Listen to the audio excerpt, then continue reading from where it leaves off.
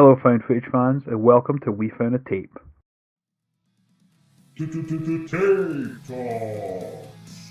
Welcome to Tape Talks, a special new series from We Found a Tape. Here we sit down with directors, filmmakers and cinematographers to deep dive into the creative process behind found footage filmmaking, from writing and shooting to the journey of bringing these unique stories to life. Welcome everyone to a very special episode of Tape Talks here at We Found a Tape. And today we're joined by the creative geniuses behind the worldwide smash Dream Eater, produced by Eli Roth's new production company, The Horror Section. We're joined today by Mallory Drumm, Jay Drakulic, and Alex Lee Williams. Thank you very much for joining us, guys. It's a pleasure to have you. Thank you for having us. We're so excited to be here. Amazing.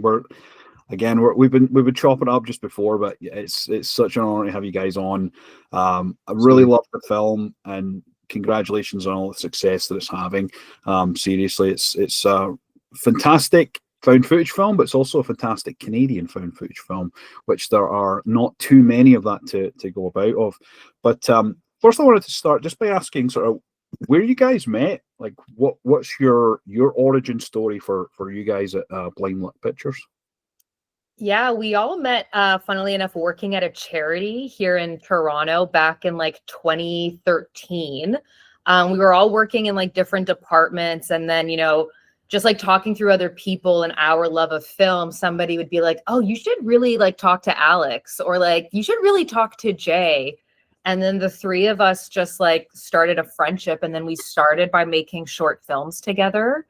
And it was just like chocolate and peanut butter. It went together so well, and we just kind of kept being like, hey, let's just keep doing this. Let's just keep doing this. And then eventually like all quit our jobs and started Blind Luck Pictures here in the city. So like we have a video production company where we do like commercial work, music videos, corporate videos, all of that stuff to kind of keep the lights on. And that was the funding that we actually used to self-finance Dream Eater. But working at a charity, doing the 9-to-5 thing, and then eventually just going on our own. That's amazing. It's you meet horror people in the strangest places. I've met so many, and just round about, and and it's always great. And usually I can my big tell is the type of clothes that someone's wearing. If someone if someone compliments, like, oh hey, like I really love your, like, I always walk around with a Possessor shirt is usually my go-to. So that's usually mine. So like if someone says, hey man, I love that Possessor shirt, I'm like, okay, this guy is legit. He knows his stuff. Hell yeah. And with that, sort of, what were then the influences then for Dream Eater for any of you? Particularly around the found footage genre, was there any particular films or filmmakers that were influential for you? Yeah, I think we all had some very similar influences going into it when we were kind of writing and ideating. Blair Witch was a huge one, obviously. Last Exorcism was really big for us because that's one of those found footage movies that I think really transcends into it's this movie that is so powerful because it's found footage and the story that it's dealing with. That was a big one for us. Paranormal Activity, but then also things like Lake Mungo with like the bleak kind of like very personal kind of story. Noroi was a big one for us too, from the perspective of like what you could do with the format, specifically what we do when we break away to unresolved mysteries within the film itself, to kind of break out to some of these different segments that don't feel like they're all kind of coming from the same place, kind of multi source in that way.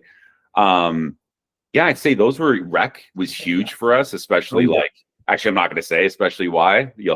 People have to watch the movie to know our influences for Rec. But yeah, Rec was a big one. First time I'll never forget the first time I saw Rec. Scared the living shit out of me.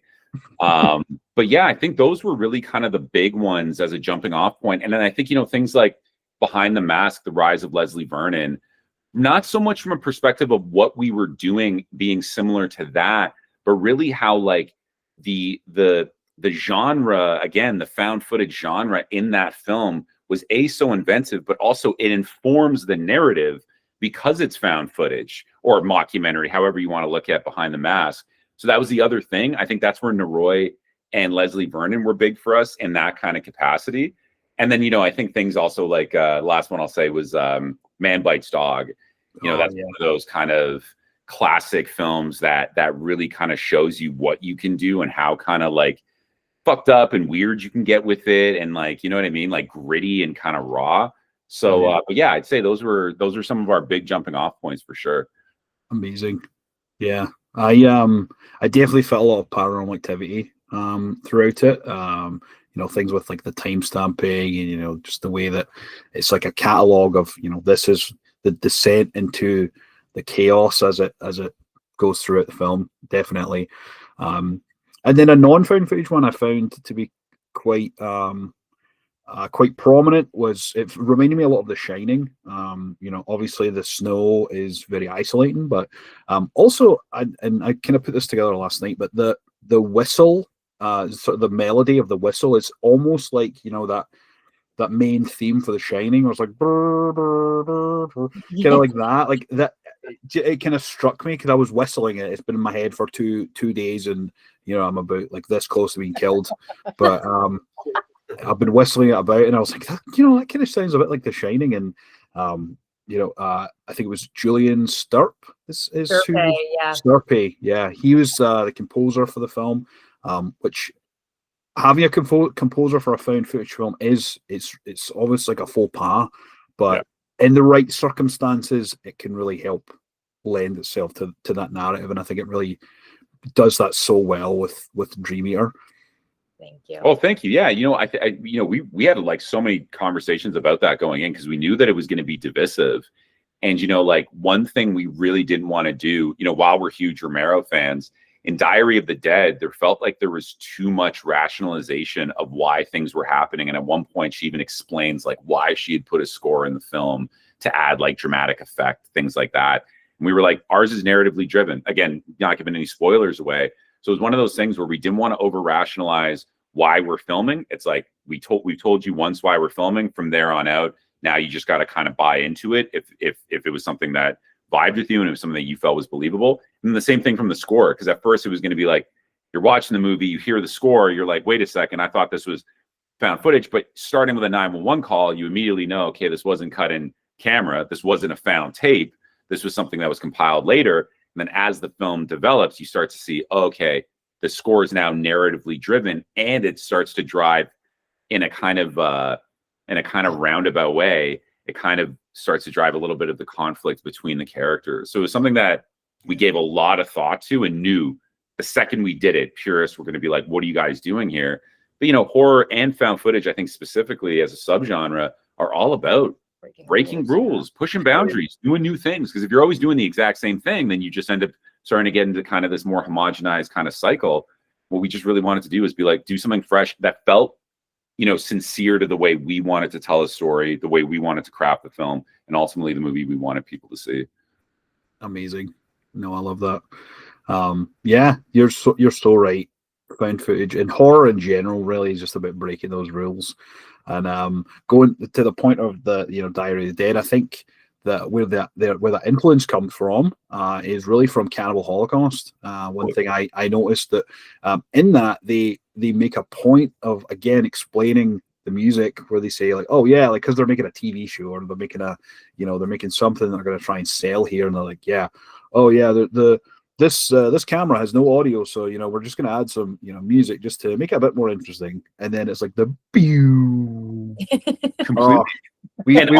That was our first episode, so we dove deep into that. So that was at the top of my memory there. So that was it's fun.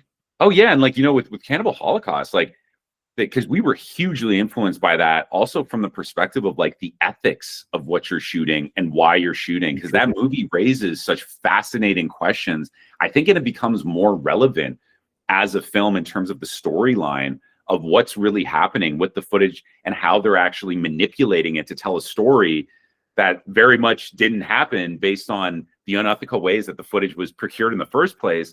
So it was, that was also something for us that obviously less in the sense of what Cannibal Holocaust did, but in terms of the relationship between Alex and Mallory, that was something that we were like very heavily inspired by, to go, okay, cool. Let's have this be the part of the inherent conflict of these two characters, not just something that's kind of like added on after.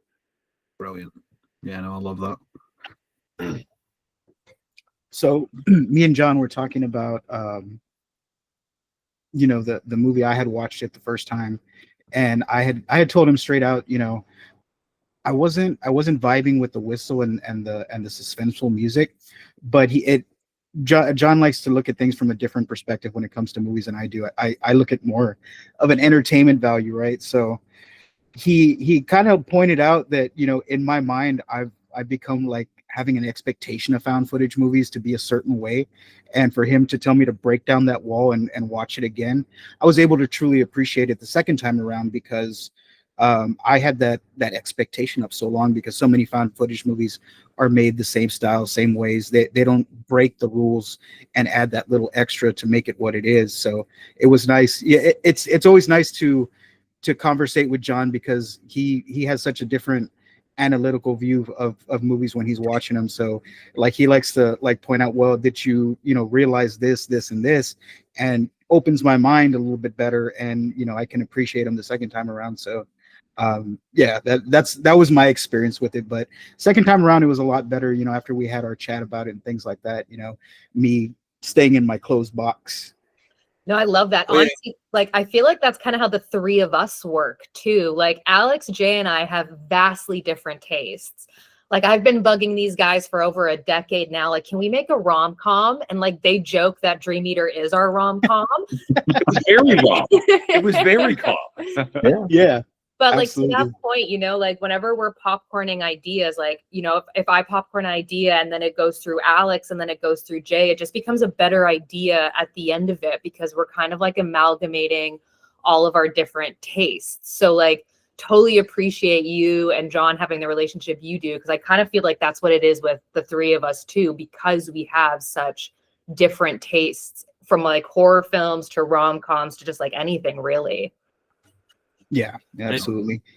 And in terms of what you said as well, it's an interesting paradox that happens when we're watching movies. I think all audience members do this, and it's like whatever that thing is, that whether it be a friend of yours that says like, oh, try to think of it this way, or maybe whatever, that brings up this consciousness where it's like, we always want something to be new, right? So a lot of the complaints that some people have about a movie is like, oh, that was just a ripoff of X, or like, oh, that movie wasn't different enough, or whatever. But then when someone breaks the rule, for example, someone will go like, you're not supposed to break that rule. That doesn't make it this thing. So it's like this paradox of like, do I want it to be something new? Do I want it to be nostalgic in that way? And I think, in my opinion, or like in my taste for movies when they do these types of things, is understanding the rule before you break it. And so the choice to use a score in the movie was not like the movie just needs a score, because initially there wasn't going to be a score in the film. We had planned to just no score, but then when we were actually editing it, we had this greater conversation, because there is this subplot, to not give too much away, but there is, you know, this rising tension in the film between the two characters over money, over intent, and over Alex's condition, and what Mallory's what Mallory hopes to get out of filming this. Because, you know, obviously within the first scene, it was very important for us to set up the stakes. I am shooting this because the doctor asked me to. But then Alex starts to question her more and more. Well, why are you shooting moments where this is totally not applicable and it's totally pointless? Like, what is your purpose for doing this? And then she starts saying on camera how she's looking for her next story. He says under his breath, like, yeah, fucking, I bet. I can see that. And so, as Jay had mentioned, the film itself, we never called it found footage. We called it available footage, because to us as well, you know, we have just as much respect for a purist as someone who's like, no, fucking change everything up. Where, you know, edited in camera is the only time a found footage movie should technically be called found footage. But because like the first person POV, or sort of consciousness of the camera, that genre has now been folded into the term found footage. And so with our film, someone made this piece, right? Like, well, they had to gather this 911 call, and then they had to create the graphics to help tell that story to the audience. We have Mallory's camera source, but we also have, from the actual Airbnb that they're staying at, we have the source cameras from their security system, and we've got the recordings from people's phones. And all of these things put together, it's like, okay, well, by the end of the film, again, without talking about that, well, who did that and what was their intent? Why was this put out? And if music was added to it, what does that mean for the intent of this piece where something so, we'll just say, fucked up happens? So it was very much, we had that really big conversation about what, as long as we understand this, because a lot of purists will not like that choice, but as long as we understand and believe in the reason that we want to do it, then we completely feel justified to just shatter that rule and be like, great, because we feel like this tells the story better, both in a subtextual way, but also in just a general like audience enjoyment perspective. And to kind of add on to what Alex is saying, you know, I think one of the hallmarks of really powerful art is not only the impact it leaves on someone, but the discussion it creates later. And to Alex's point, what's really fascinating, David, about your take with your first watch was our first watch back when we had first cut the film, like Alex had said, was without a score. We had created a really, really dense sound design that was really immersive. We were very inspired by the terror at that time. So it was like the cracking of the ice and the howling of the wind and the creaking of the cabin. And we were like, this is going to be our score. It's going to be this really incredible immersive sound design. And we watched it back. We were like, it's awesome. And it works like that. But each of us felt, especially like Alex was saying, narratively driven, this feels like it would add so much more to the story and start to create a little bit more of those discussions, because we ended up having like a 5-hour conversation about it one day, being like, do we do this? Do we not do this? And examining it from every angle. And it was once we just kept talking about it, we were like, holy shit, this is the way to go. So when we went to Julian Sturpey, who's been our composer a long time now for like 10 plus years, the brief we gave him was like, look, this was our initial intent, was to always create a really immersive sound design, which was going to be the score. Now create a score with that in mind, stripping away as much musicality as you possibly can, and really embrace tones and drones that feel like they're evocative of that frozen, frigid landscape. So like the creaking cabin, the cracking ice, the howling wind. Think of the score more as a force of nature rather than music that's being put on top.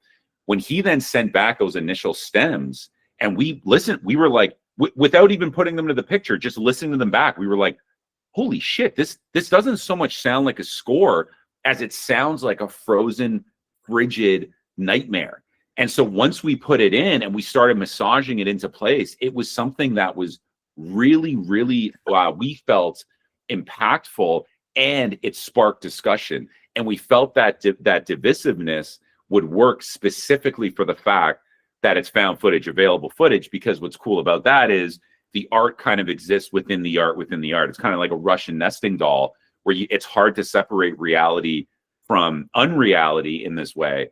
So yeah, to all this, you know, I think that's what really excited us about the prospect. And then also now seeing the conversations that it's kind of generated and having these kind of conversations with people, because we see it from both ways, right? It's like, shit, some movies it works and some it doesn't. But it's always that thing of like, if you can now, if it can spark enough of a conversation for you to give a fuck, to be like, oh man, well, I think it should have been like this. Well, I think it should have been like that. It's like, to us, that's always the thing we want from movies that we watch. And so ultimately that's what we want when we're creating films. Hell yeah. I love that. Yeah. It's, and I can tell, like, obviously, it's a film made with real care and attention. And I think for me, that came across, like, it was evidently clear from the very start. There is a lot of care and attentiveness, and it's an understanding of that those rules behind the sort of general found footage, you know, subgenre. And I mean, right away, like as soon as you see sort of text on screen and with that, my head automatically goes to like some form of like, you know, some sort of faux doc is my immediate thing. And from there, that's where my head goes to. And that's the exact understanding I got as well. My partner was the same way as David, was like, yeah, no, I didn't music and all. And I'm like, well, you can't just, you know, dignify it as, you know, straight up found footage, right? It's not one long continual shot or, you know, cuts in a way. I'm like, someone's put this together. And she's like, well, you know, there's shots where they're outside and, you know, everyone should be inside, you know, the light goes off. And I'm like, she has a tripod. Mallory has a tripod. Mallory has a $6,000 camera rig that's like, as a filmmaker, it's probably insanely inspiring to be in such dense snow landscape. Like, I know for me, like, if I'm in a place if I'm like in a wooded area, I'm like, the first thing I think of is, oh, this would be great for a found footage film, and like, start taking pictures and videos, and like you're framing things. It's like, if that's your bread and butter, as Mallory, as yourself, is in this narrative, then it makes 100% sense for her to be like, oh yeah, let me just get it.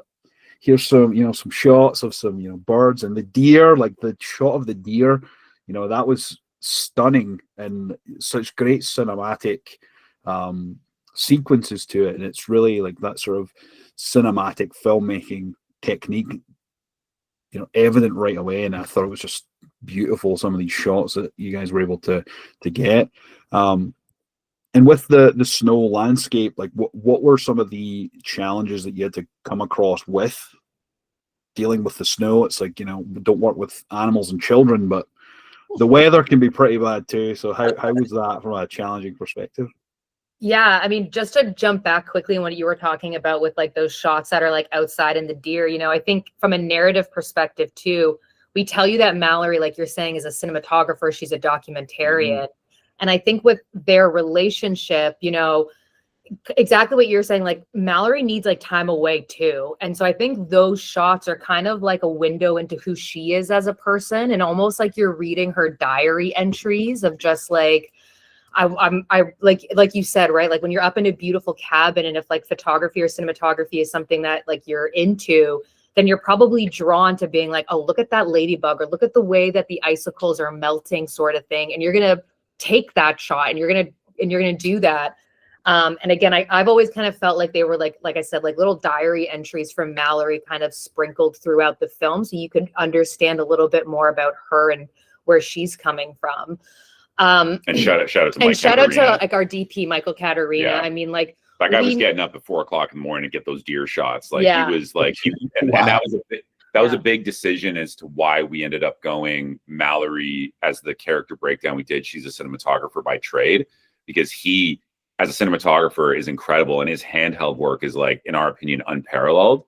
The shots, the pictures this guy is able to get are out of control, and that was something we didn't want to kind of like strip that away from him to make it more raw and shaky cam. We were like, no, we want to make it look as beautiful as we possibly can, but let's make it narratively driven. Really quickly, The Visit was a big inspiration for us going into this, because we love the way it looks. But full transparency, and we love this movie, full transparency, it felt too overproduced to all three of us. It didn't feel like a 15-year-old was putting this film together. At times it feels like you've got like full-on dolly shots going in, right? So it was something that we were like, okay, cool, we love the look of The Visit, don't love the motivation of how she got those shots, because it doesn't feel true. With us, it was like, cool, this is what we're going to do. So we really reverse engineered. Once we knew Mike was going to be our DP, he's DP'd our first feature film, we were like, okay, fuck, this is what we're going to do. We're going to bake it into the character's backstory and then have that be a narrative device. And then, when it comes to the weather, I mean, like we were supposed to film this in October initially to get that fall color kind of look and vibe. And then Mike wasn't available, so we switched it to March. And it just so happened that Quebec had like its largest snowfall. Like it was a record snowfall that year. And I think it was like 2 days before we went up. My aunt lives up there. And so I called her just to check in on the weather. And she told us what the snow was like. And we were like, shit, we should buy snowshoes. So like 2 days before we went up there, we bought snowshoes. And like, thank God we did. And then I think it was like the first day was basically us just shoveling out everything, like a path to the house, a path to the crawl space. That carousel was completely under snow. So we had to dig that out. Scenes that were supposed to be up on a cliff would have taken like 2 hours snowmobile one way. So we looked to like change that. And that became the wood chopping scene where Alex and Mallory have that deep conversation. And, now I think I can say for like the three of us, like I couldn't picture this movie in any other season. I think the winter and the landscape just add to that like isolation a lot. And, in terms of like challenges, we also just looked at it as like opportunities. That scene where Alex is out on the lake and like the snowstorms coming in, we shot everything chronologically with the exception of that one shot. Mike, our DP, was looking at the weather radar and saw that a squall was coming in and it was going to last like 40 minutes. And he was like, how do you guys feel about shooting this out on the lake during the snowstorm? And we were like, fuck yeah. So like, instead of moving away from the weather, we were like, no, like, let's go into it too, right? And I think it just ultimately just it became its own character in the film, really. So like, while there were definitely some challenges, I think it also opened up a lot of cool opportunities for us too.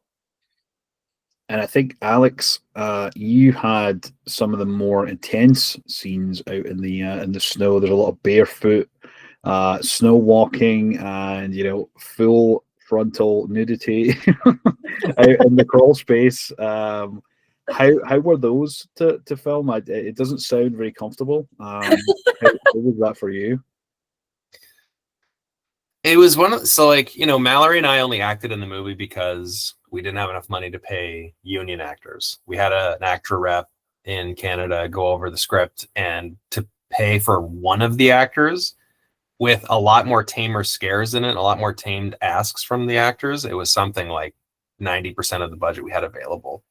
So when we decided to do it, we were like, okay, fuck, well, if we're going to act in it and it's already nerve-wracking getting in front of the camera, let's like make sure that the things we're doing in front of the camera are memorable. Like, let's go for broke, leave it all out on the field. Like, Mallory was like, I'll do a naked scene if you do a naked scene. I was like, great, we're doing naked scenes then. It was very much like the scene in the crawl space. Alex was just supposed to be in his normal getup, and his name wasn't Alex, it was something else, because we named the characters after ourselves because we were like, it'll be easier to communicate if we could just fucking not even pay attention to names, because we're not actors by profession.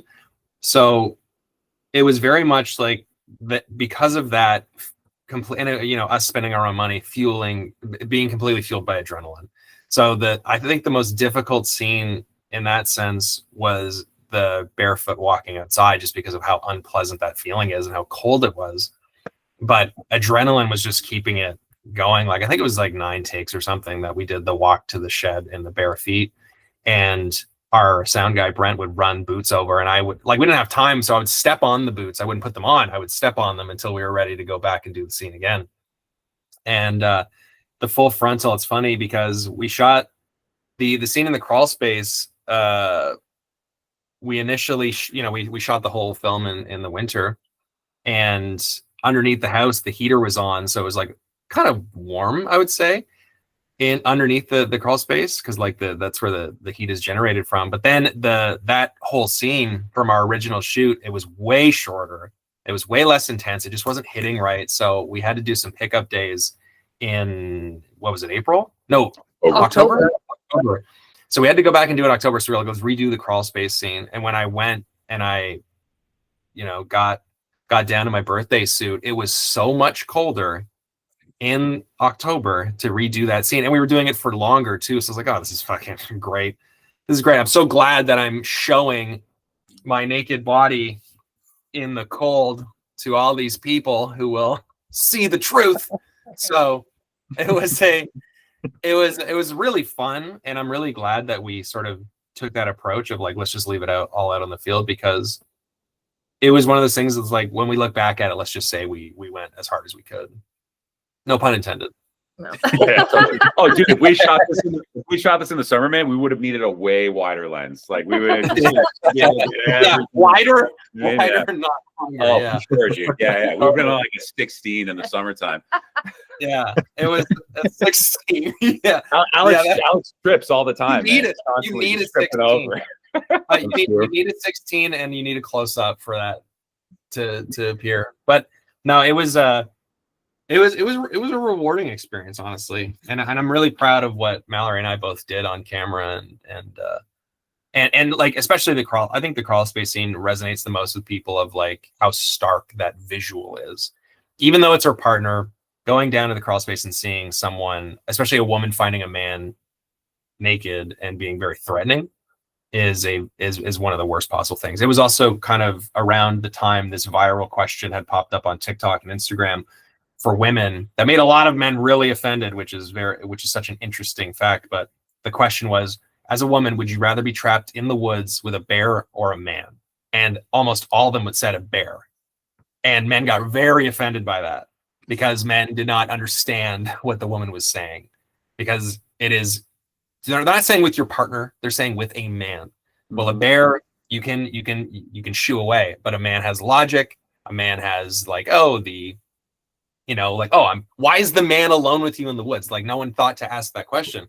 So that was one of those interesting conversation points too about that scene, is like, well, if Mallory found this man under the house, even though it's her partner, that nothing could possibly be scarier than what happens to her in the following scene. Absolutely. It's such a stark contrast to, how we've seen Alex throughout the film as well. Like, but that's also another shocking element, because there's obviously a lot of sleepwalking scenes with Alex walking around. You're always in a jumper, some sweatpants, some socks at least, or something, walking around. But then to see that, like, that would alarm me. Right, like anybody, going down and seeing that, especially if you're not someone that, throughout the film we've seen he's not usually, although you're quick to show off your tushy, as it was one thing I found really funny. This tush, that made me laugh so hard. I was like, that's hilarious. But yeah, seeing you walk around in like a jumper at least, or sweats, or to see that is like. That's how you can tell that there's that full transformation is really underway, and really that threatening demeanor, and the things that you say during that time, and all that. It's like full transformation. It was fantastic performance from you in that crawl space, Alex. So congratulations on that. Thank you. I appreciate that. Round of applause. And just speaking to the when I show her my ass earlier in the film. Didn't tell her that was like I was going to actually do that. So, but the first take, I pulled my pants down way too far, and like the shot was so graphic, you could see like my balls, and it was so unappealing to see that it was like, oh, cool, can't show that. Mallory's laugh that we used is from that take, because it was so like jarring that she just died laughing.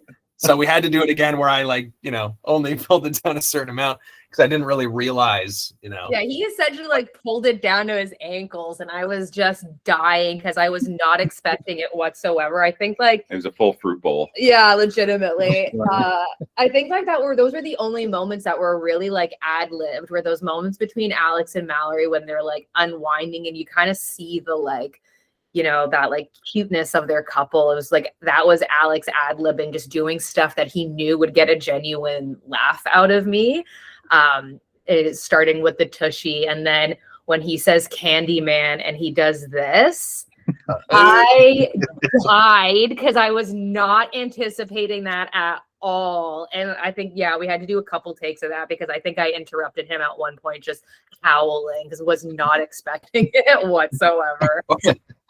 Or like literally 2 seconds after that, when you give the line about like, I think I'd prefer you to have no hand, and I was like, oh, I could stump you. And then when my head went down, that's like one of my favorite moments in the movie, where Mal, you can hear you almost like drop your line entirely because you're laughing, and that part is so satisfying. And then I laugh back. That's just me laughing at your laughing. Yeah. And those are the pieces that any movie needs, especially when you're like, oh, well, why the fuck? Why is she with this guy who's like, so traumatized and going through shit or whatever? We have to introduce these elements. We're like, yeah, but they're real people. And that was the whole point about this relationship, is they're not the best couple. Some of the responses are like, why doesn't she leave him on the first night? It's because no one would. Like, let's be honest here. 100%. Nobody fucking would. On that first night, it's funny, like you pre-released a couple of scenes leading up to the release of the film, and one of them was when Alex is sitting up in bed on the first night, and they're like, I'd be out of there in a second. It's like, no, you wouldn't. If your partner did that tonight, no, you would not. You want to know why? Because you love them.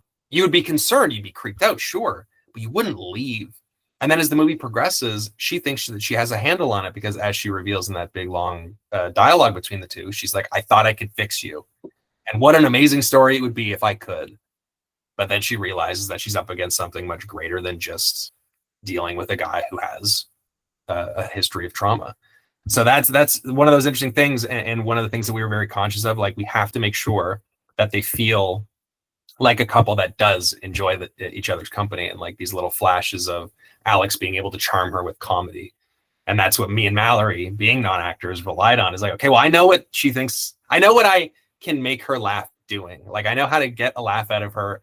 And the thing that always pops into what I think pops into her head is like, oh my God, you're such an idiot. And that's exactly how I make my current partner laugh. So that's where like that, like that's where that authenticity, I think, was able to come from. Yeah, Absolutely. it definitely comes across for sure. Yeah, I thought it was, the dynamic is it's almost like there's a lot of additional characters here in this story. The music is of course one of them, and that tension and that sort of relationship between the two characters is almost a character in itself as well. So yeah, absolutely, that's definitely apparent. Thank you. David, do you have any other questions you want to go over?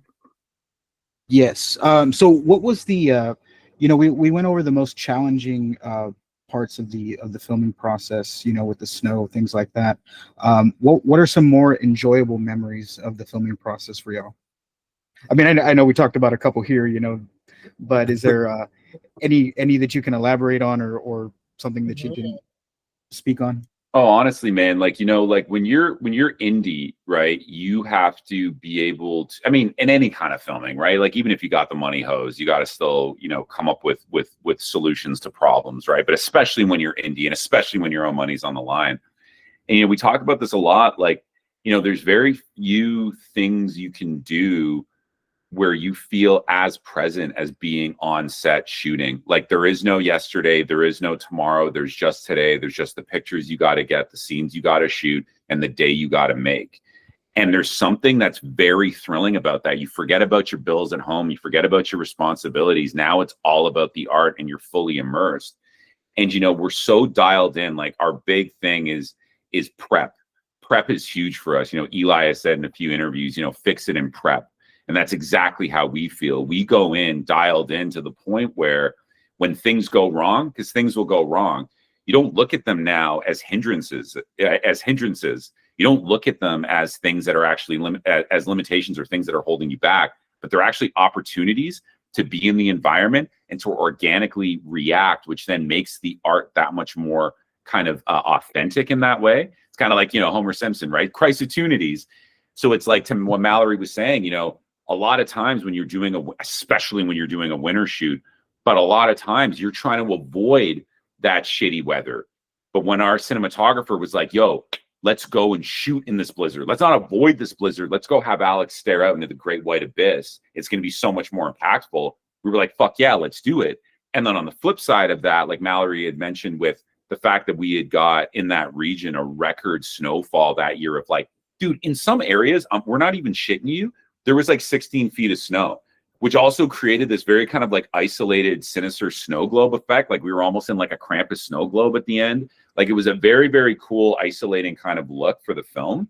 But even with that, it was something that was like, okay, we can't get to this location that we were originally going to shoot, which was on the edge of this mountain in the Laurentians.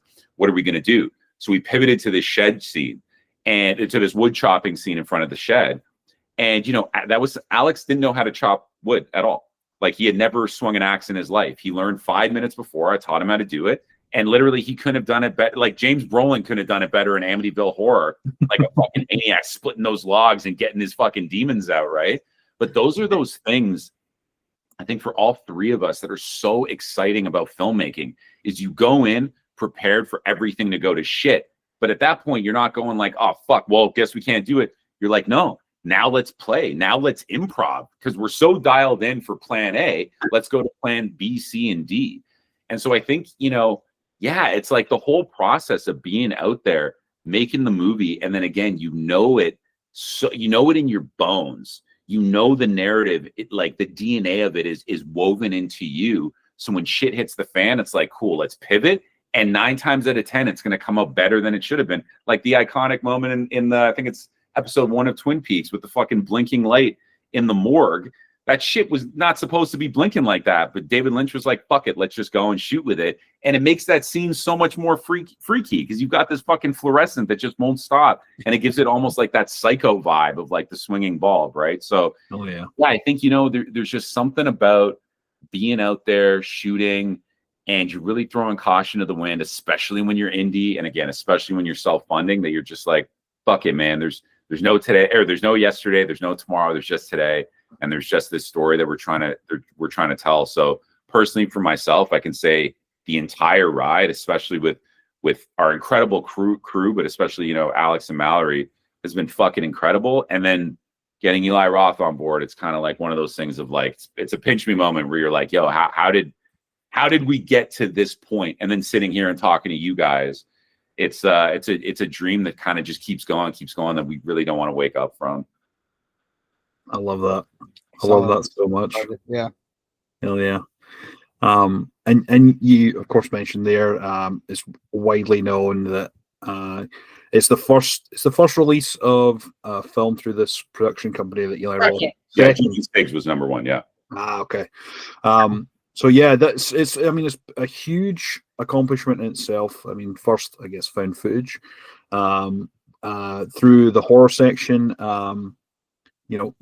With Eli Roth coming in, was there any sort of conversation that he had with you guys to sort of course, I understand that his thoughts on the film, that it was one of the scariest things he'd seen, for a long time, which, I mean, in itself is a huge compliment to you guys. But in terms of him coming on to help elevate the film to that next level, what were some of the things that he was sort of either pitching or talking to you guys about to say, like, hey, let's do this, or what are your thoughts on this? Was there any sort of conversations like that you can elaborate on? Yeah, and there was only one thing, and it was the ending of the film. So like when he had seen it, and when Dylan, when we were talking about earlier today, when they had seen the first version of the film, we had this very bleak ending in mind that we wanted to do. We were talked out of it because people were just like, it's way too bleak, it's never going to sell, so like don't end it that way. So we ended it differently. And when we met with Eli, like he reached out to us on a Saturday. He reached out to us on a Saturday, and then we had a phone call with him on a Monday. And he loved everything about the film, but he was just like, he's like, I don't think he's like, movies like this kind of like die or live with that end frame. And was just like, why did you guys choose to go this way and not a different route? And we kind of explained to him what happened. And he was just like, well, do you have something along those lines that kind of, recapture what it is you guys wanted to do with the initial ending that you wrote? And the three of us had always talked about this ending in our heads that we really wanted to do, but, just didn't really have the time or just couldn't see a way of doing it. And we told it to him, and he was like, fuck yeah. Like he was just like, trust your instincts. He's like, that's the way to go. He's just like, let's go shoot that. And we were like, yeah, let's do that. So we shot that ending, and then he came out and actually came out on set that day too, which was wild. Was not expecting that at all. It was the hottest fucking day of the year, and we were shooting on a set with all the windows down because we had to duve all the windows to make it look like night because it was like late afternoon for everybody's schedules. And like he fucking, it was one of those moments where he stuck it out for like 2 hours in this 50 fucking degrees Celsius, just sweaty fucking. It was Alex's apartment actually, where we shot their apartment, like Alex and Mallory's apartment in the film. But yeah, no, and like and I'm so happy we got the opportunity to do that. Like I said, the way that it had initially ended wasn't the way we wanted it to. So being able to have that second chance and that opportunity to like claim back almost that initial ending, make it even better. And I think it also just tied up some loose ends that we didn't really get to in the first time, but that was really it. I mean, like the amazing thing about Eli is he's really just a true mentor. Yeah. And the thing that he does the most is he just tells you to like, trust your instinct, like value what you guys have to bring to the table, because like, it's good. And you guys understand film and you understand horror. And honestly, like that was it. He didn't change anything else about the film. Because he was like, it's your film. Yeah. He's about indie filmmakers and indie filmmaking. Like he's the real fucking deal, Yeah. 24/7. Oh yeah. Yeah. Yeah, I had a chance to meet him at a convention last year in Canada. It was in Niagara Falls, Frightmare in the Fall. Yeah. Oh yeah. Frightmare. And he was there. I was like, this is the only time I think I'm ever gonna get to meet the guy. I was a huge fan of his work through like Hostel and Cabin Fever, and then obviously with Inglourious Bastards as well. That was one of my favorite films for a good while. I was watching a lot, and getting to meet him was kind of surreal because I'd went to Scotland and I had a family member pass away, and I had to go there. And then I was looking through some stuff, and in there I found a Rue Morgue magazine that I'd had there from 2014. So this was like 10 years prior. It had the Green Inferno on the cover. Rue Morgue is a Canadian magazine. I was like, I have to get this signed. And, so I got to meet him, and I've never had someone direct a picture before, which was quite insane. I was like, okay, I can tell that this guy is 150% no bullshit and a complete director at hand. He had a security guard with him that looked like Agent 47. It was fantastic.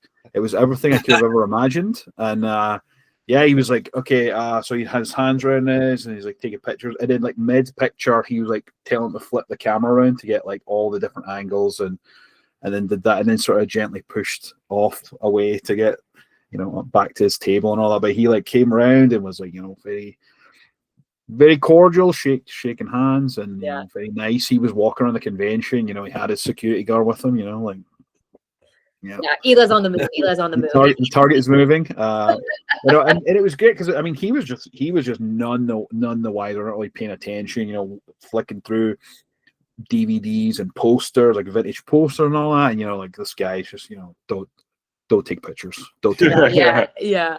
It was like great, but he was just walking around, and this was just a surreal experience. I can't imagine the type of experience that you guys would have had as a mentor. Like that blew my mind, knowing that you guys were insane. Like when we were in LA, I think this was like an outer body experience for like the three of us, right? Like we were in LA and there was a press day, and Eli joined us for a bunch of the interviews. And it's just like this, again, like this outer body experience. You're just watching yourself sitting next to Eli, who's talking about your film in an interview. And it's just like wild. And like the knowledge this man has, especially in horror, is unparalleled. Like he talks about movies and things that I'm just like, what?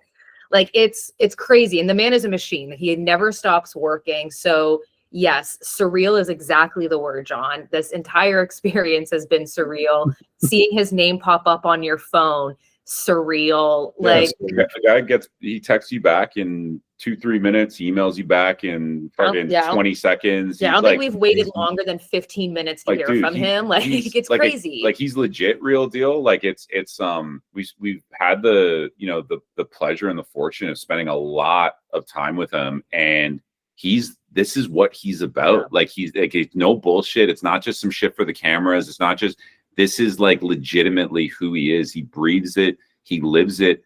We don't know how the fuck he has time to do everything that he does. And then the time that he makes for you, like he's so generous with himself and with his time to actually give you the best sides of himself. And it's honestly, man, like, they always say, right? Like, be careful when you meet your idols. You just never know what they're going to be like. And we've been working in the entertainment industry now, all of us, for like 15, 16 plus years.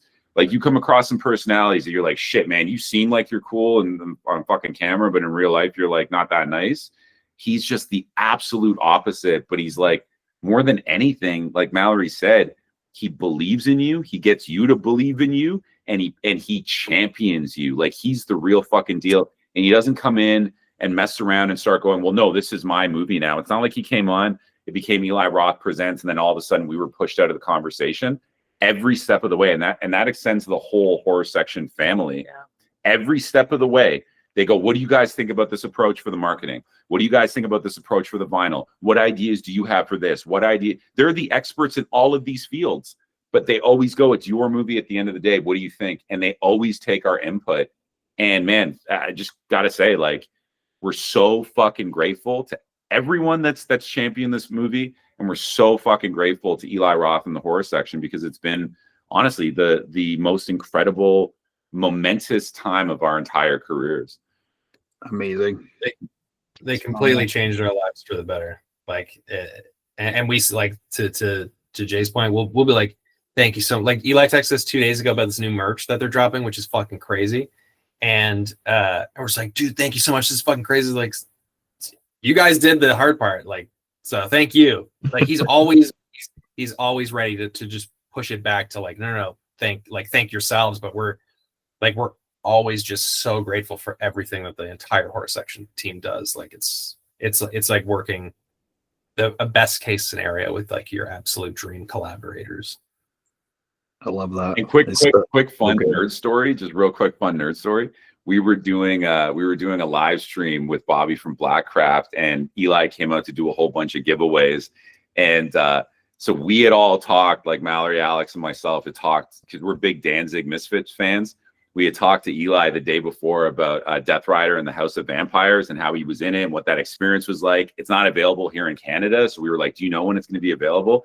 So he told us some like really funny anecdotes about working with Danzig on set, how that experience all went down, like the whole deal.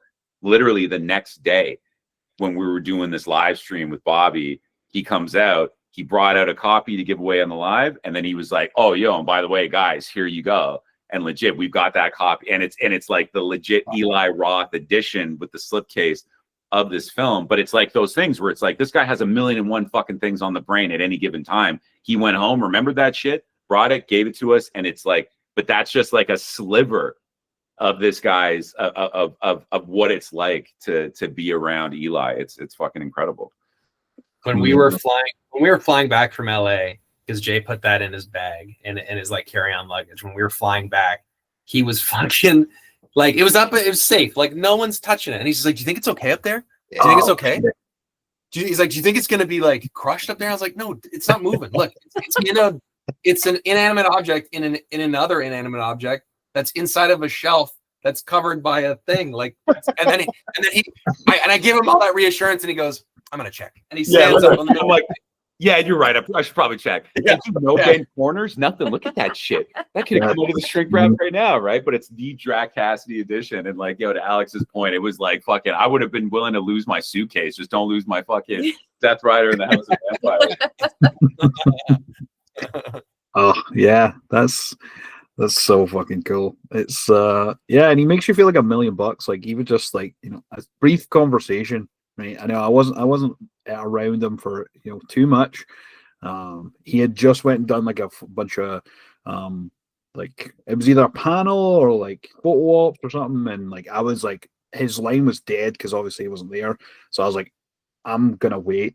And like one other person was like in front of us. And I was like, okay, we need to do this.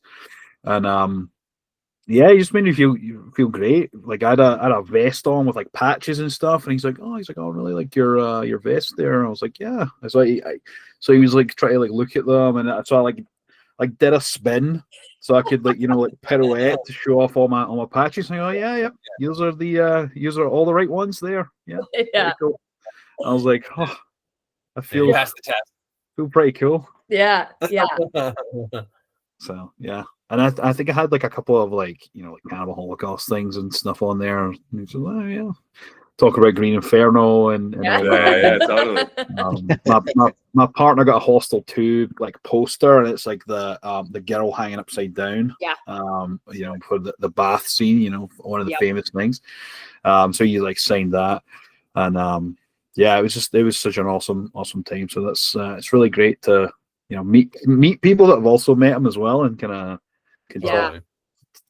talk to that sort of personality and sensibility that he has. It's just unfathomed. And I mean, this guy's Hollywood, right? Like, I would, he's what is a splat pack is what they call the group, right? Like, he's like legitimately a horror icon. Has his fingers in so many pies of all these different things, and it's just great to see him. And I'm pretty sure he was like another Eli Roth presents was The Sacrament, which is another fantastic, Yeah, Ty folk West. rock, which is just unbelievable, by Ty West, who's another, indie filmmaker at heart. Like everyone really at the end of the day sort of speaks that same sensibility, and I feel like you can just sense that, right? And you guys are clearly passionate about the film industry, but also with this particular genre, there's so much like die-hard fans that you need to sort of almost feel like please,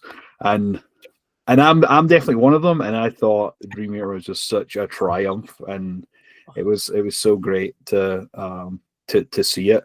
So congratulations on it, honestly. Thank you so much. Honestly, like, we're horror fans through and through, and we love the horror fan community, because I think at the end of the day, like, Jay says this a lot, but it's so true. We're just like a bunch of misfit toys, just like finding each other. And like, I think that's why I love the genre so much, and like to be a part of it and to just have like a little mark on it is just unreal to the three of us. So like the fact that you enjoyed it is just so huge. I mean, the fact that anyone watches it full stop is just so huge for us. Like Jay said, we are Canadian indie to the bone, so this whole experience has just been wild, and it just means so much. So thank you guys. It's awesome. Legit, like, to be able to contribute to a genre that contributed so heavily to us, especially as we were growing up, and in those formative years, it's like it's an honor. And like, we're so grateful to you guys. We're so grateful.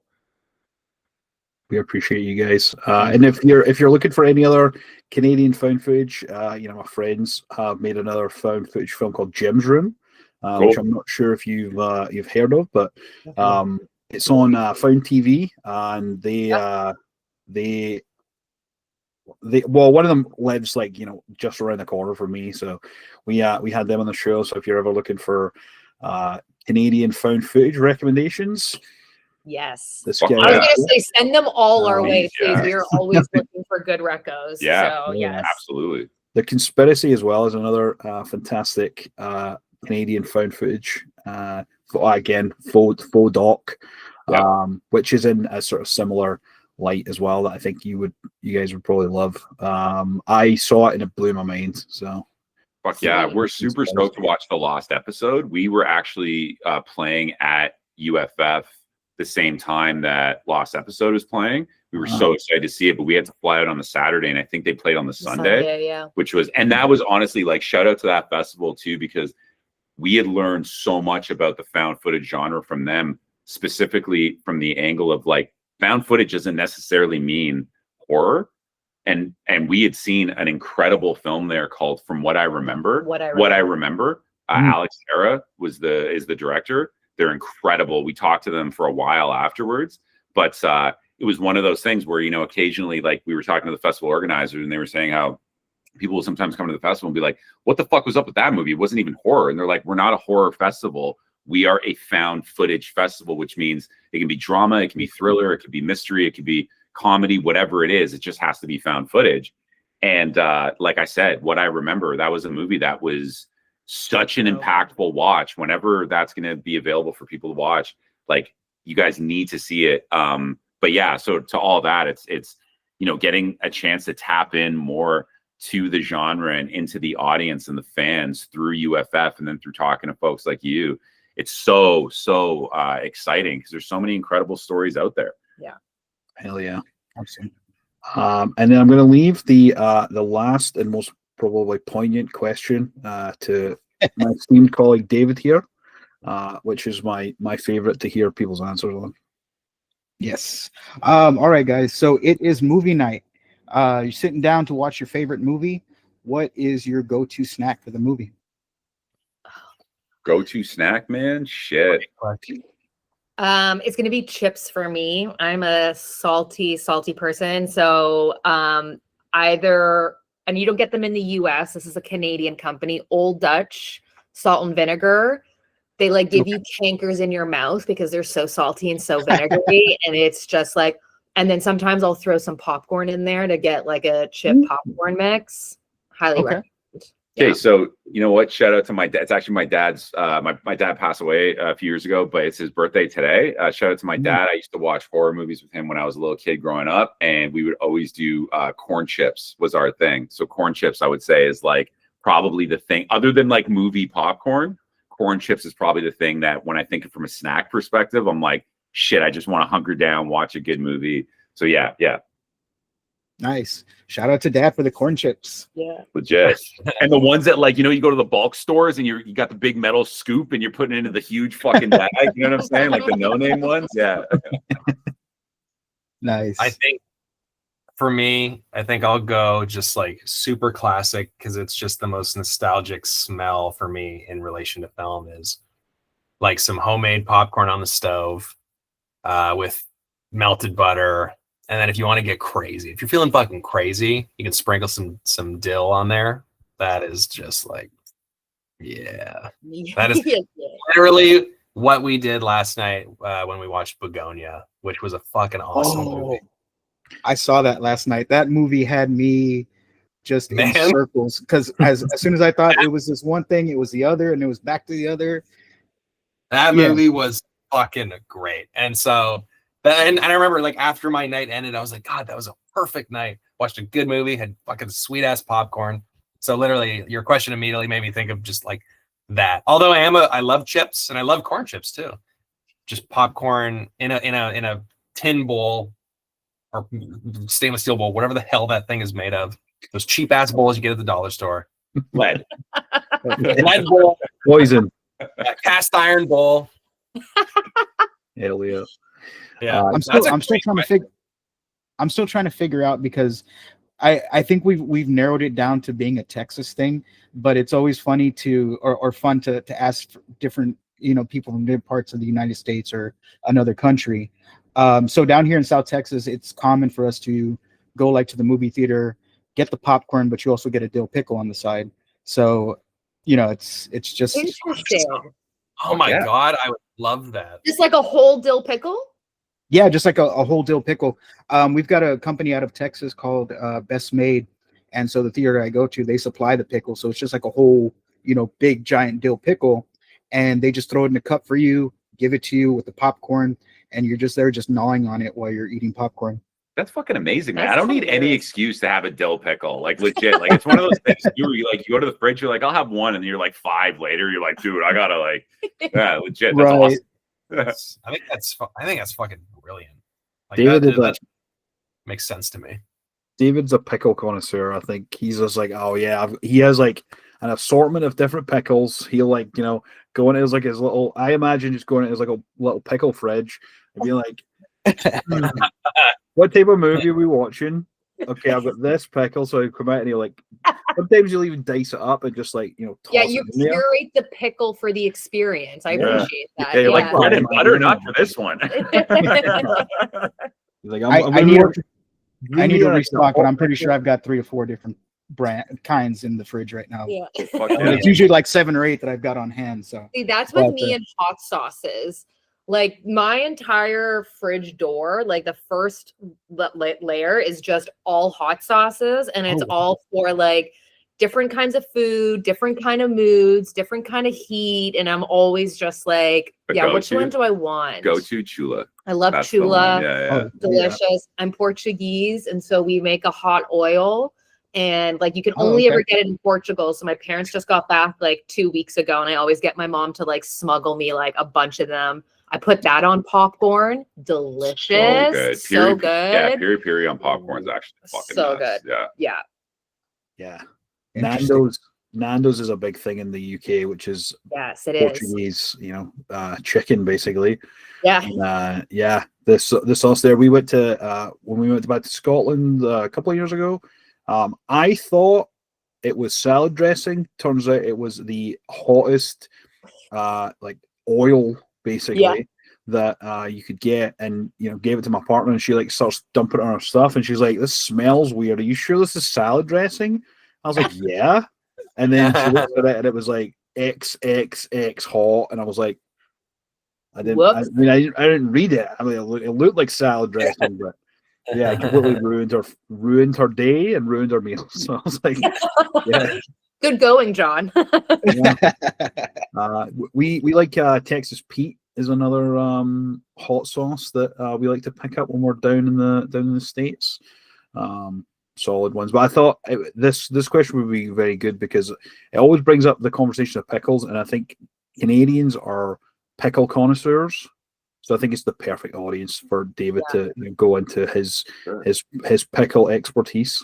So, Always love a gherkin, man. Always love a gherkin. I'll say the spicy little mini gherkins. So good.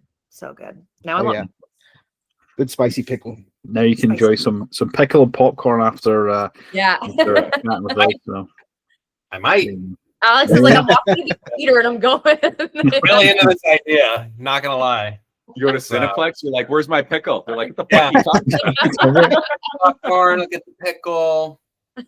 like, sorry, we don't have pickles here, sir. Well, good thing I brought my own. Yeah. Just squeeze it out of your pocket. Unwrap pickle from the pickle Let pocket. me Hell speak yeah. to your manager. You should have pickles here because this is Canada and we love pickles here. So, well, honestly, guys, thank you so much for taking the time. This has been a hell of a conversation. We're Thank you so much. big fans of Thank you. film. Thank you. This is really just the time for you guys to just let everyone know where they can find you on social media, and if there's anything else that you guys are working on currently, then we can get you guys on with the rest of your day. Yeah, we're just we're at Blind Luck Pictures on all social, and we've been working with Eli to get the next thing going, and we've got a few irons in different fires with some studios. So yeah, we're just like working hard to bring another scary as fuck movie to the screen. Hopefully this time with more resources and trained actors. That'd be dope. But smaller dicks this time. Yeah. It's too distracting for the story. Like, dude, come on, man. Like, Yeah, that's a criteria for the cast. Like, so we're gonna need your measurements. yeah, exactly. Yeah. Cast nobody bigger than Alex on this fucking shoot. I'll say that right now. Don't you want me to read the script first? We'll get your measurements, then you can maybe read the script. This brings a whole new meaning to casting couch, guys. Yeah. It was a confusing experience. We know how Alex really got the Wanted job. to know it was smaller than the directors. That's it. And while he was telling me all these things, he was just eating a pickle. It was very disturbing. Juices are just dripping down your chin. Take it off. Oh, fantastic. Thank you, Awesome. guys. Thank you so much. This has been such a pleasure, such a blast, and like honestly, like we're just so grateful. We're so incredibly grateful to have spent this time chatting with you. Yeah, happy to chat anytime, honestly. Yeah, please, anytime. Absolutely. Yeah. Next time you guys have anything else, let us know. We're always champions for great, not only found footage, but just great horror in general. So, yeah, our door's always open.